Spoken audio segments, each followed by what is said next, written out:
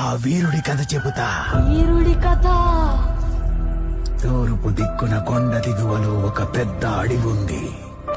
స్వచ్ఛమైన మనసెరిగిన ఆదివాసీల బలగంతో పచ్చదనం నిండిన గంధపు నేలది. ఉన్నట్టుండి ఆ అడవిలో నిప్పుల వర్షం కురిసింది. పెద్ద మంట చెలరేగి గట్టిగా అరిచింది. ఆ పెద్ద అడవి మాడి మసైపోయింది. అయితే అదిరి చెదిరిపోయి సుక్కల్లో సందమామలాగా ఆకాశం శ్రీరాంచుల్లో దాక్కుని కూర్చున్నప్పుడు జ్వాల కన్నది ఒక జ్వాలాపుత్రుణ్ణి.